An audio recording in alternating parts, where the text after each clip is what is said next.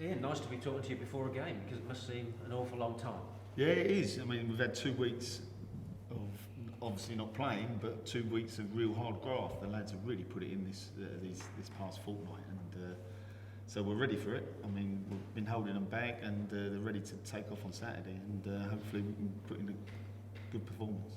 It was a shame that the Altrincham game was off. That's obviously been rearranged for next week because the last game being the televised game, it would have been nice to get back on the bike as such. Yeah, I thought we was very good in the televised game. Especially first half, we played some really good stuff, and when we analysed it back afterwards, we had some really good chances as well. Ross Barrow's had a chance off of a Brett McGavin ball. It was out this world really, and probably should have scored. And then Junior has one. I think it was halfway in the half where he's just let it run across his body in the 18-yard box, but snatched it a little bit, and that's unlike him because he's a really good finisher. So there's two real good chances in there that can change the game, but we're not at that level at the moment. And but we're working extremely hard. The boys are working extremely hard to get to there. Although it's very early in the season, has it been nice in a way to have a little bit of a break? Yeah, because it gives us a chance with the injuries a little bit, because we've been carrying a few knocks, and but the amount of work and the detail we can get into them again has been really high. A lot of fitness work, a lot of strength work's gone into them, so they're ready to play now. They're ready for a game. So has it changed what you work on, knowing that there's not a game for a few days? Yes, yeah, it does. I mean, we still touch on the shape a little bit and what you know the philosophy that we're trying to play. But we could really overload them on some fitness work and strength work, which has been really crucial for us. And then this next month is Saturday, Tuesday, so it's all about playing and recovery. So hopefully the 2 weeks of work we've done now will lead us in good stead for the coming month. So at home, still waiting for the first points, unfortunately. We've got first goal, which is one thing, isn't it? Yes, yeah. We've got a run of games now where the league we're in, as such, you know, we're not at that top echelon yet, and but we've got teams coming up that will be around us and affect us. So we've got to make sure that we're really on it, and we take the game to teams now. Because Wealdstone are in a very similar position to Lynn, aren't they? Obviously they went up at the same time as you, so you're sort of following each other. Yes, yeah, and they're a good side. They're a good side. They've changed the way they play a little bit,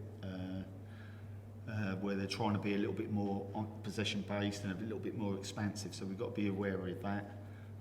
We had a good look at them today, and we'll go through a few things again tomorrow to make sure we're ready for Saturday. But it should be a really good footballing game because obviously we try and get the ball down, and the way Wealdstone are playing at the moment, they've got good legs, good energy, and they're trying to get a philosophy down there that suits the players that they've brought in.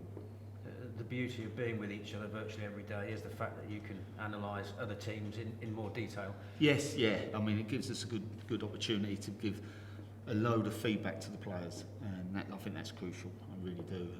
The more tape we can show them, the better it is for them. Good bits and bad bits, really, and especially analysing their own game, because the modern day footballer now really looks and analyses their own performance. So no, it's been good. It's been good, and like I said before, the detail we can give them and the detail they're taking is of high value.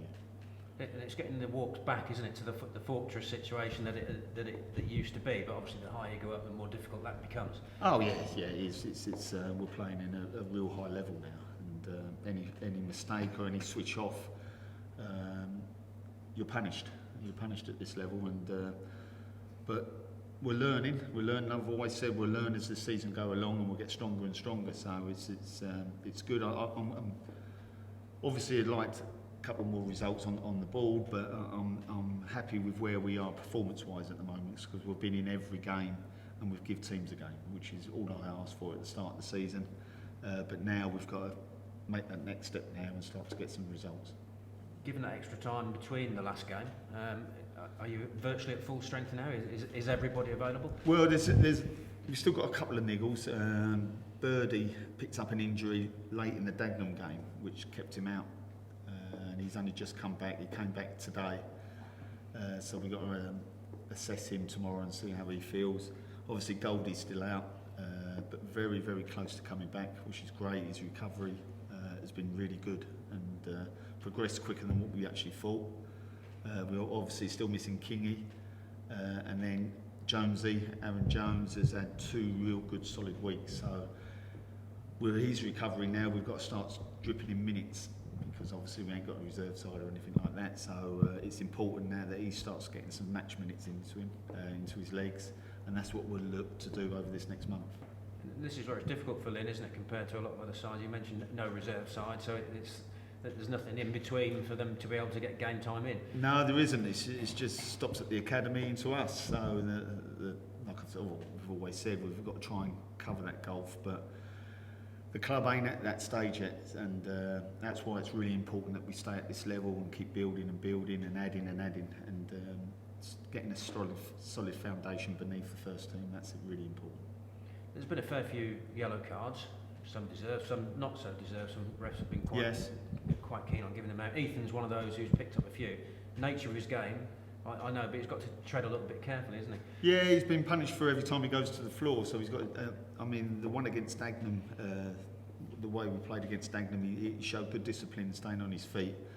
But that's part of his game, unfortunately. He'll learn as he goes along, because again, he's another young one. But he's on that thin line of picking up 4 very, very quickly, and one more obviously makes him suspended. So he knows the situation, he knows where he is, and I thought he handled it really well against Dagenham. He stayed on his feet, got close to people as well, but can he do that till February? I'm not too sure. Yeah, because you don't want the guys to lose their natural game, do you? No, and that's a big part of his game. He breaks a lot of things up for us. He sits in front of the back 4 or back 5, and then he's a good shield for us in there, and we don't want to take away what's a massive part to his game. So he has to tread carefully, but it's a learning process for him, and it'll make him a better player. And the shout out is to supporters now, isn't it, as well, to get behind the side. Obviously that was a disappointing gate, wasn't it, against Dagenham, but it's trying to get more and more people in. Yeah, it's a shame at the moment, and people have got their reasons, and I've heard a lot of the reasons. I've had letters from fans as well, sort of saying the reasons why they're not coming. So I understand the frustrations, I really do. But we've got a side here that's trying to battle away, and it'd be great to have some fans in here getting behind us. It really would. But I do really understand the situation that they've been put in. You mentioned Ethan. I mean, the press box ballot between me and Greg was Dagenham. He was absolutely brilliant. Yeah. I mean, you've got a quality player there, haven't you? Yeah. Like you say, you don't want to lose him to suspension, but how good can he be? Oh, I think he's got a hell of a future. I really do. And it's a testament to him to come back here as well, because I know he was tempted with a lot of offers after the month that he had here, or 2 months that he had here. So, but he wants to learn. He is a sponge. He wants to learn everything about him. It's about developing his game and going that next step. And the way he's performing at the moment, I think he's got a hell of a path in front of him. I really do. Just going back on the injuries, I did see Birdie go down a couple of times. Was it his ankle? No, it's his foot. It's the bottom of his foot. It's the bottom of his toe. So we was wondering if he had broken it, but there's no breaking. Yeah, he looked in a lot of pain. We heard the yelp. yeah. I mean, but you have got a couple have gone out. Yes. Joe and I can't pronounce it. Flo. To Wisbech. So, yes. I mean, I guess they need to play, but yeah. that's a fairly, coming from Wisbech myself, I know how physical once you step over the border it is. But be good for them, I guess. Yeah, especially Joe. I know Flo had a little bit of it and then went out to St Neots early on, but didn't really get the game time there, so it's important that he actually plays. But Joe's been outstanding with us in training. He's been in full time with us and has really adapted really quickly. You look at him and he's got to learn, because of his stature and his frame, he has to learn to use his body a little bit more, and this will help him at Wisbech, where he gets his body in between the opponent and the ball and starts to learn that side of it as well, and that'll do him the world of good going there. And the intention is he goes there to come back to you and play. Yes, yeah. He's one that we're really happy with. We're happy with his development and the way he's going, the way he's progressing. So no, he's got a good future, Joe has. Can I stick with under 23s? You've got your pitch. It's lovely this season. Now you're going to have 2 games on it next week. But I guess you wouldn't be having games on it if the pitch was a mud heap. No. But good for you to see that that's coming to Kings Lynn. Yeah, well, it's testament to how far the football club's come. You know, I mean, before they've never had any interest to coming here. So I think they enjoyed their time coming here pre-season and the way they were treated, and especially the way we tried to play against them. And that's bode well for the football club. So hopefully now we can have a look at their under 23s and see what they've got there. Yeah. But no, it's great. I mean, to have, you know, the biggest club in Norfolk come to you and use us as a base is fantastic for the football club. We spoke a little bit earlier about managers departing. Yes. What are your thoughts on 2 going in one day? And we've not hardly touched on the season, have we? We're sort of just get warmed up. I think so. I think it's been. I think it was a bit brutal, to be fair to you. I mean, it's both managers have got new squads, you know. So it takes time. It takes time. You can't just hit the ground running. And not in this league. It takes a while for players to get to know each other and what they do. So it was a shame to see 2 managers lose it so early. It really was. But yeah. But I think you said, I mean, we're talking Aldershot and Barnet, and you said a couple of weeks ago that the big guns, the bigger names, are going for it this season. So I guess the pressure's really on them, isn't it? More, with all due respect, more so than probably yourself. Yes, yeah. Because the big clubs are throwing money at it to try and get out of the division the other end. Yeah. So do you think they have more pressure at Barnet and Aldershot? Well, by the looks of it, I read a statement that came out from Barnet saying they were expecting to be challenging at the top end. Now, from where they were last year to where they want to be, that's a hell of a gulf, and then they've got to go very, very quickly. So that's massive pressure for the manager to cover that much gap. So it's surprising that they've gone, and it's a shame because I think they should have stayed a little bit longer, but that nothing to do with me.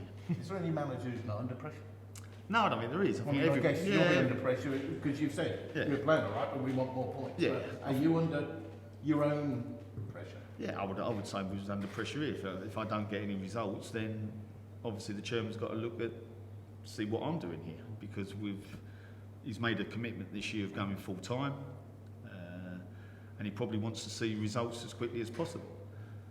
All right, yes, we've got a new team. Yes, they're young, but we can't always be a young, pretty side that play nice football. We need results. I don't want to be fighting every year for survival. I want us to progress and progress and progress, so one day in the future we're going to be one of those that are pushing. I really do, and that's what we got to aim for, and that's where we got to get. I think I'm done there. Yep. Sorry. No, it's okay. Obviously, Joe's gone to Wisbech, as we've already touched on. He was part of the squad, obviously on the bench, been on the bench a lot this season. Does that put? I mean, you've well documented how small a squad you've got. Yeah. Does that put it under even more strain? Well, I mean, we're getting players coming back in as well now. Now, what I didn't want Joe to be is a part of the squad and just to be sitting in the stand. I think he deserves more than that as a player. And we've got Aaron Jones back in now, and like we touched on before, Aaron Jones needs to get some match minutes now. Now, where does he find them? Does he go out on loan for a month? That's an option. Or does he play here? And we've got to find a way of introducing him now, not throwing him to the wolves and throwing him in, but just adding minutes to him. And I didn't want Gaza just to be sat in the stand, just training, sat in the stand, training. He needs to go out, and in his development, he needs to be playing football, and that's a crucial part of his development. How long do you think it will be before Jones is back to sort of peak fitness? Well, hopefully this next month, because of the amount of games we've got and the turnover of games, we're going to have to back Clever with the whole squad anyway. So there'll be a little bit tinkering and a little bit of rotation in there. So this next month will be big for him because he get match minutes, and then it's how quickly he adapts and his fitness levels come up. And he's been fantastic since he's been out. He really has. He's been a voice in the dressing room. He's been one of the leaders, and his rehab has been top draw. He really has concentrated on and got his head down and really pushed himself. So we're happy to have him back. In the past, you've often sort of spoken to us about blocks, Yes. blocks of games. How do you look at the next? I mean, you've spoken about playing against styles who are going to be in and around yourselves. How important are the next sort of 7 or 8 games, would you say, as a whole? Yeah, massively. We've looked at these. We looked at the start and said, right, this will be competitive in that start. And now we've come to the games now that, like I said before, they're in and around us. I mean, the Maidenheads have been fantastic in this league. I've been a big fan of Alan Devonshire and what he's done there. And then Altrincham obviously come up with us as well, and Wealdstone. So we're all at a level par on this one. So now we've got to turn the page and really go on. I think we've got to kick on now, and it's important. It's not the end of the world if we don't get me wrong. But I think the focus now is, right, come on then, let's start to get some positive results on the board and get the thing rolling. If we can get the thing rolling, like I've said before, then we can be a force for anyone. Is that something you've addressed with the players as well, or do you try to not put any pressure on them because they're all under pressure when they go out on that pitch? No, it's something that we've openly talked about because I don't want to be a nice side, a nice, pretty side full of young kids. They play good football, but they buckle and go around. I haven't seen that yet, and I don't want us to be that. I want us to be a good footballing side that really goes for them. And we've got lots of legs in our team, lots of young boys, and we're all in an agreement now. Now we need to get some results.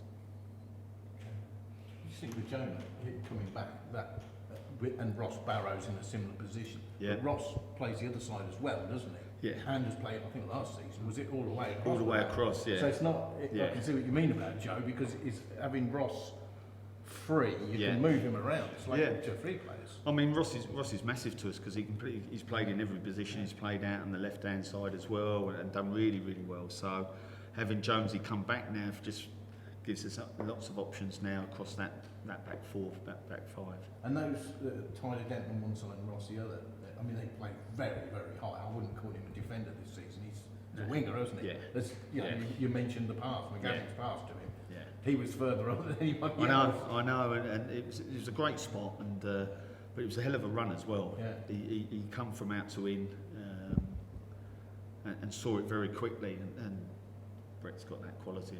He's a very good player, Brett, and I think he should have scored. I really do. I think the ball coming into him is a good pass, and if you just put it the other side of him instead of going near post, I think that would have He's telling us given he something. scored as well. Yeah, I think he should have. Looking back at it, I think he was a little bit disappointed that he didn't. Do you think McGavin and Rowley are bedded in already? Because they have sort of come in after the start of the season. Yeah. Are they now bedded? I think so. I mean, looking at these, even Zane Walker, Zane's came in, he's only been with us a short space of time than the other two, but they've settled in. They're part of the group very, very quickly, and they're good around the group as well, which really does help. I mean, as soon as they can fit in, the better it is. But I must say that Joe is an exceptional talent as well. He carries the ball into areas, he finds little pockets, and we just got to get the ball to him. And that's it looks like he's enjoying his football, which is a good sign. It's certainly against Dagenham, when you saw Ethan and that midfield block, it was stand up and applaud time. Yeah. I mean, if anything's going to get fans back here, Yeah. it's watching that midfield more than anything. Frankly, no disrespect to the strikers and the defenders. No, I mean it's a very technical midfield that've been asked to deal with the ball. They all are. They're all asked to deal with the ball, but they enjoy having it. I don't want us to be one-sided of the game because there's two sides to the game. It's the same when we haven't got it, and there's a side when we have got it. And the other side of the game when we haven't got it, we've probably got to be a little bit better. But we're working on it. They're working on it. Like I said before, their intake of the detail that we're giving them is massive, and their understanding of what's needed is a real high level.